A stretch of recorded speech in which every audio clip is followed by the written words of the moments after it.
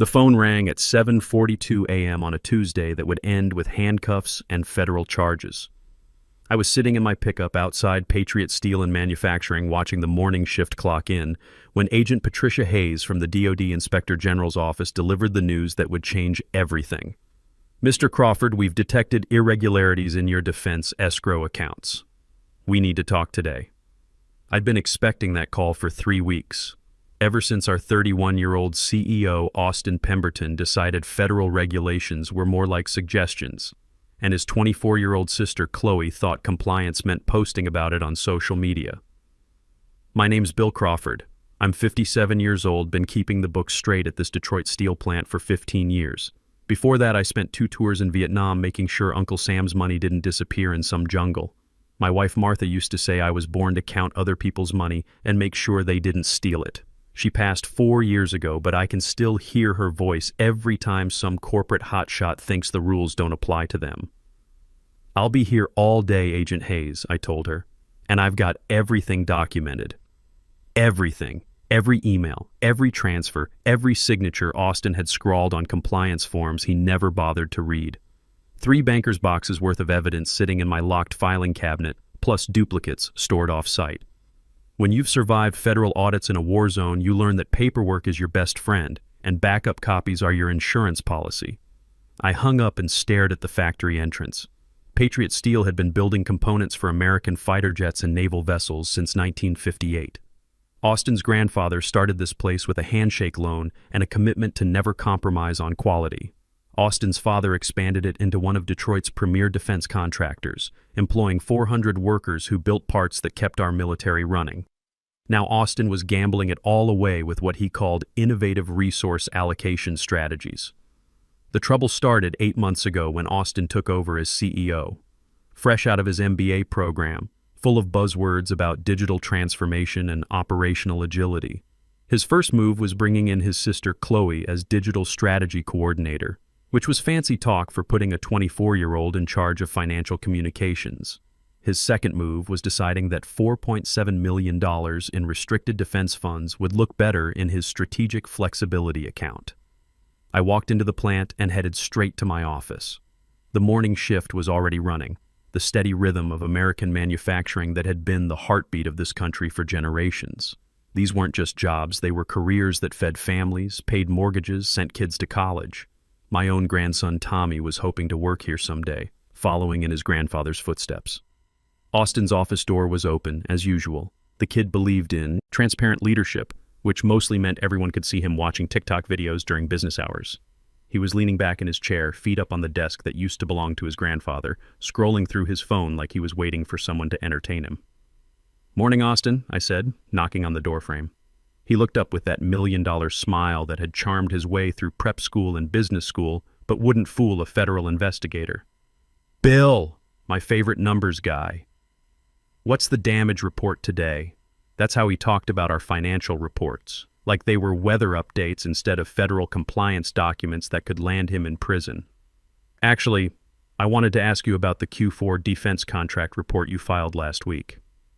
Austin's smile flickered. "What about it?"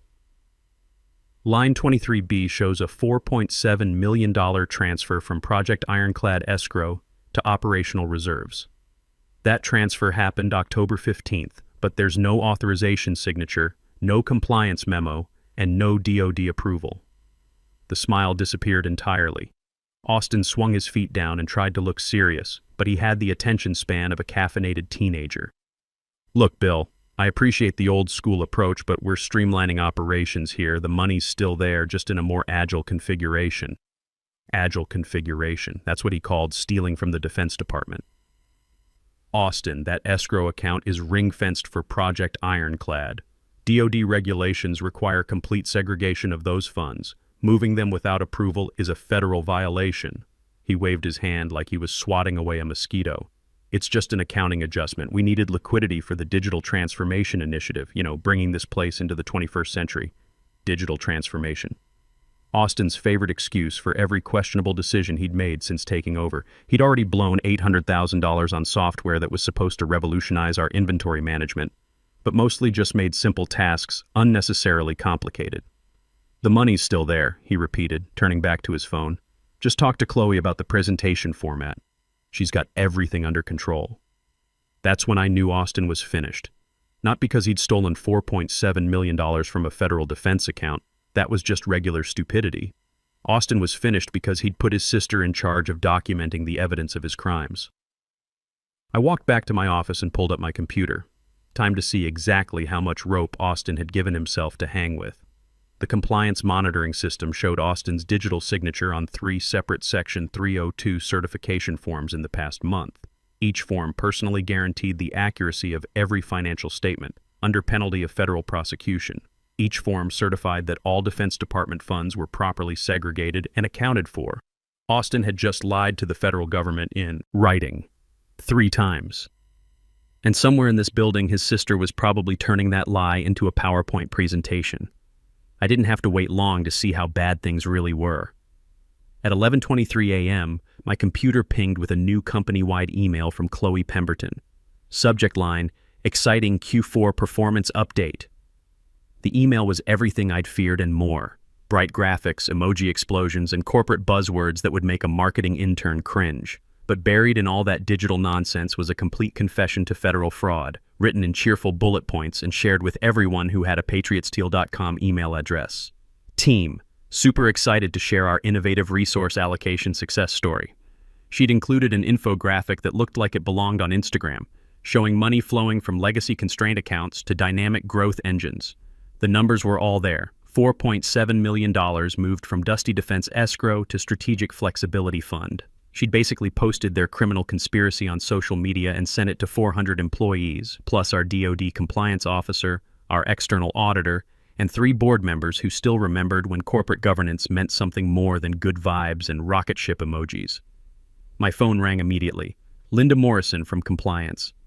"Bill, please tell me you're seeing this." "Reading it right now, Linda." "That transfer she's celebrating like it's her birthday party. That's from the Ironclad Escrow, isn't it?" "Yes, ma'am. Ring-fenced DoD funds moved without authorization." Long pause. In the background, I could hear Linda typing furiously. "Bill, this is a Section 302 violation with documented intent.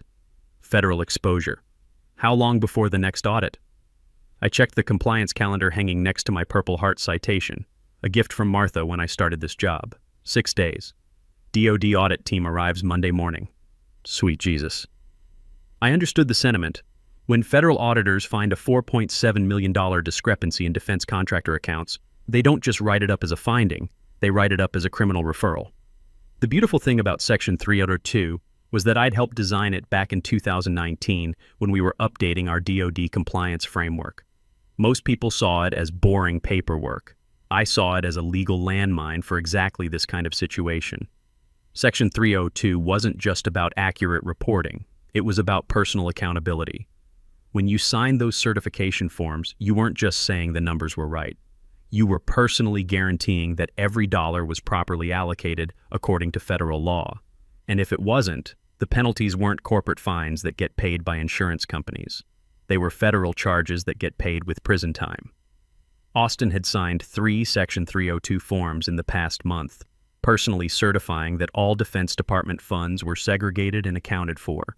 Now his sister had just broadcast proof that he'd been lying on federal documents while moving restricted military funds to pay for his digital transformation fantasy. I spent the next hour printing hard copies of everything, not just Chloe's confessional email, but the complete paper trail. Transfer authorizations with Austin's digital signature, Section 302 certifications under penalty of perjury, compliance reports showing the violations, and email chains where Austin discussed optimizing the escrow accounts. 3 complete sets. 1 locked in my filing cabinet, 1 in my truck, and 1 heading to my safety deposit box at First National. When you're dealing with federal regulations and family dynasties, redundancy isn't paranoia, it's survival. I'd learned that lesson in Vietnam when backup communications saved my unit from an artillery strike that wiped out our primary command post. Martha used to tease me about my filing systems. "Bill, you keep better records than the Library of Congress," she'd say. But she understood why. Growing up in Detroit during the auto industry collapse, we'd both seen what happened when good people trusted the wrong leaders. Companies disappeared, pensions evaporated, and families got left with nothing but promises that weren't worth the paper they were printed on. I wasn't going to let that happen to Patriot Steel. Not on my watch. Around 2 p.m., Austin called an impromptu staff meeting. Probably wanted to do damage control after his sister's email had half the company asking questions about money they didn't know was missing. He stood at the front of our main conference room, wearing a $500 suit that cost more than most of our welders made in a week, trying to explain strategic resource optimization to people who built fighter jet components with their hands. "Look, team, I know Chloe's update might have raised some questions about our fiscal management approach," he said, using the tone of voice you'd use to explain why the ice cream truck was out of popsicles. Ray Henderson, our shop foreman and a 30-year veteran of this place, raised his hand. "Austin, is it true you moved money out of the defense accounts?" "It's more nuanced than that, Ray. We're maximizing liquidity across our operational portfolio."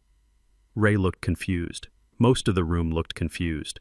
When you've spent your career building things that protect American soldiers, corporate doublespeak doesn't translate well. "But the money's still there, right?"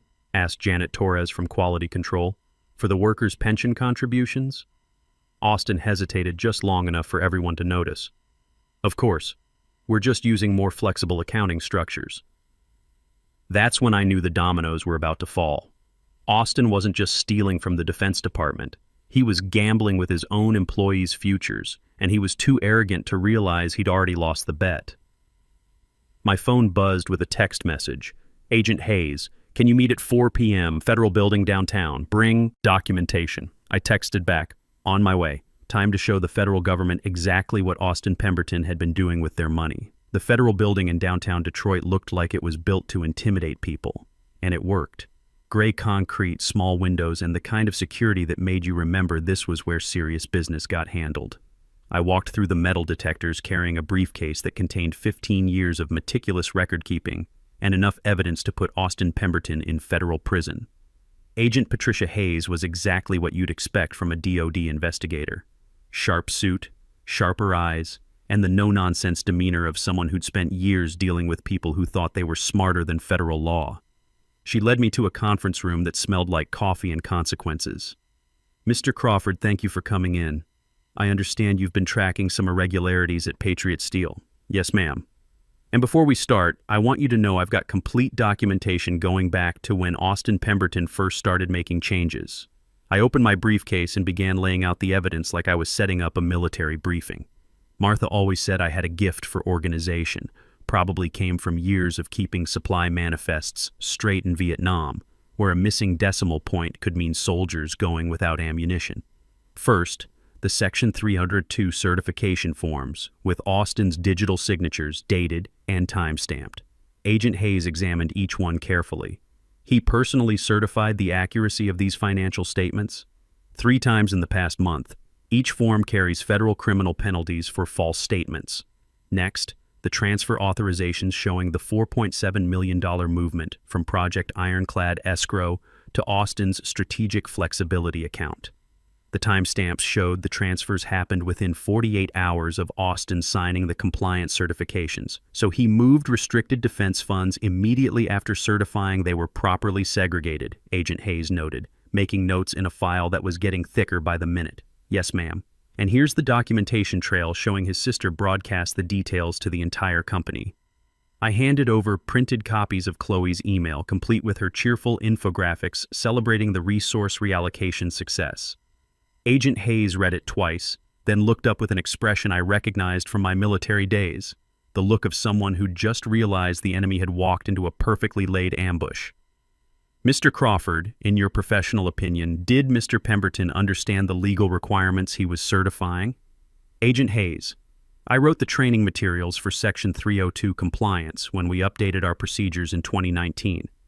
Austin attended the mandatory training sessions. He signed acknowledgement forms confirming he understood the personal liability involved."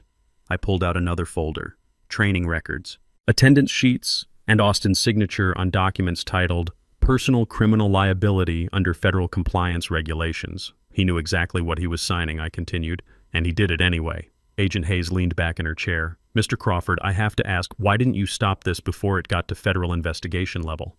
That was the question I'd been expecting. The one that got to the heart of what this was really about.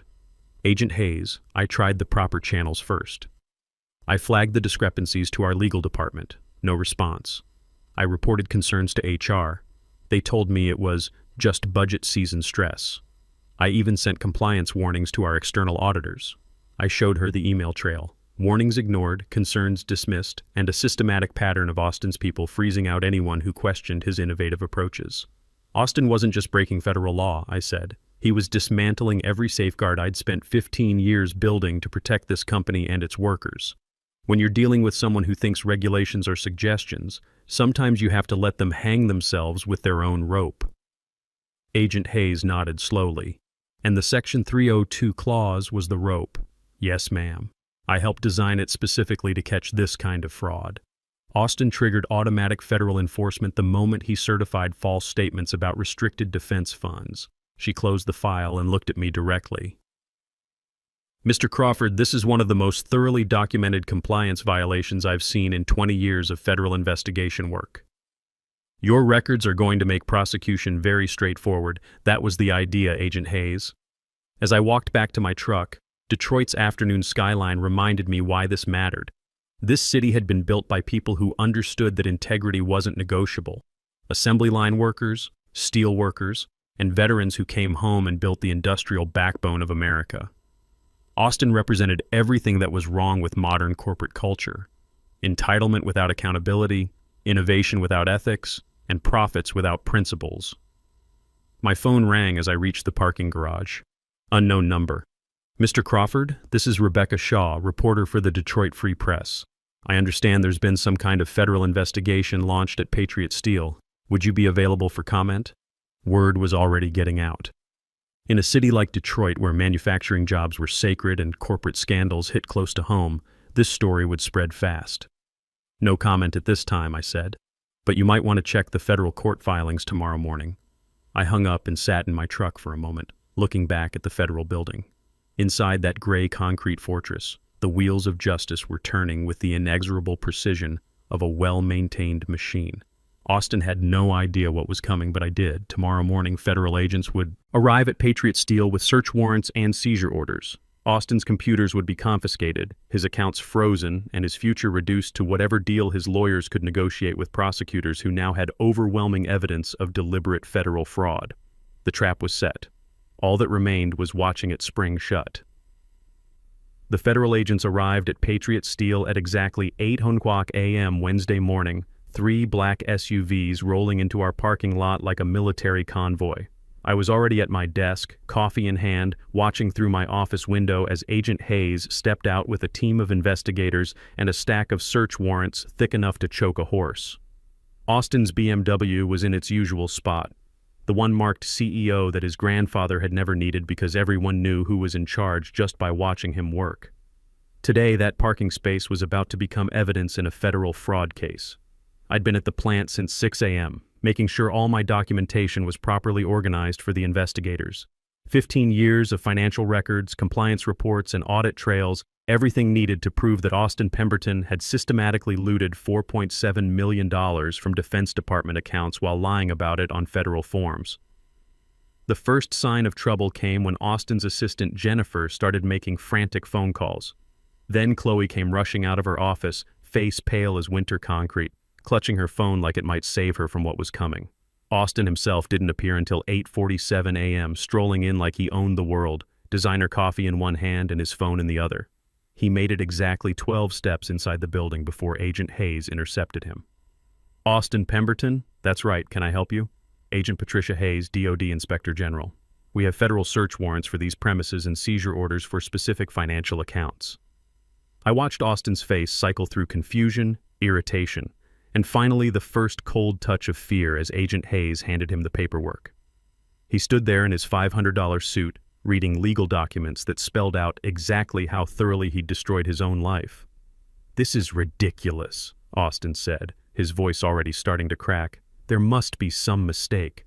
"No mistake, Mr. Pemberton. We're investigating violations of federal compliance regulations, specifically false certification under Section 302 of the Sarbanes-Oxley Act." That's when Austin looked around the room and spotted me. Our eyes met across the shop floor, and I saw the exact moment he realized this wasn't some random audit or bureaucratic mix-up. This was deliberate, this was personal, and this was over. "You did this," he said, pointing at me like I was some kind of traitor instead of the guy who'd been trying to keep him out of federal prison for months. "No, Austin," I replied, walking over to join the conversation. "You did this, I just documented it." Agent Hayes looked between us. "Mr. Crawford, we'll need you to walk us through the financial systems and show us where the relevant documents are stored." "Happy to help, Agent Hayes. I've got everything organized by date and violation type." The next 6 hours were a masterclass in federal investigation efficiency. Agents seized Austin's computer, Chloe's laptop, and every server that contained financial records. They photographed documents, copied hard drives, and interviewed employees who had witnessed Austin's increasingly desperate attempts to move money around like he was playing some kind of corporate shell game. The most beautiful moment came when they found Austin's signed training acknowledgments from 2019, the documents where he'd confirmed understanding that Section 302 violations carried personal criminal liability. Agent Hayes held up the papers like a prosecutor presenting evidence to a jury. "Mr. Pemberton, is this your signature acknowledging personal responsibility for compliance certification accuracy?" Austin's lawyer, who'd arrived around noon looking like he'd rather be anywhere else, put his hand on Austin's shoulder. "Don't answer that." But the damage was already done. The paper trail was complete, the evidence overwhelming, and Austin's future reduced to whatever plea bargain his legal team could negotiate. By 4 p.m., the federal agents had what they needed. Austin's accounts were frozen, his computers confiscated, and his access to company systems terminated. Chloe was facing charges as an accomplice for her role in documenting and distributing evidence of the fraud. The board of directors called an emergency meeting that evening. Austin's father, who'd built this company into a premier defense contractor, sat at the head of the conference table looking like he'd aged 10 years in one day. "Bill," he said, his voice heavy with regret and exhaustion, "I owe you an apology. You tried to warn us, and we didn't listen. Mr. Pemberton, I just did my job. No, you did more than that. You saved this company." 3 months later, the resolution was everything I'd hoped for and more. Austin pleaded guilty to federal fraud charges and got 18 months in prison plus a lifetime ban from defense contractor work. Chloe received probation and community service, along with a very expensive education about the difference between social media marketing and federal evidence. The $4.7 million was recovered with penalties, and Patriot Steel's defense contracts were preserved under new management. The board offered me the permanent CFO position, which I accepted with the understanding that we'd run this company the way Austin's grandfather intended, with integrity, accountability, and respect for the people who built America's defense capabilities. On my first day as CFO, I found a note on my desk from the workers on the shop floor. "Thanks for keeping our jobs safe, Bill. Martha would be proud. She would have been." My wife always said the best revenge wasn't getting even. It was doing the right thing and letting the system handle the rest. Sometimes the old ways are still the best ways. Sometimes experience beats innovation, and sometimes, when entitled kids think they can steal from the Defense Department, all it takes is one old soldier with good records and a long memory to remind them that actions have consequences. The paperwork doesn't lie, and it doesn't forget. Neither do I.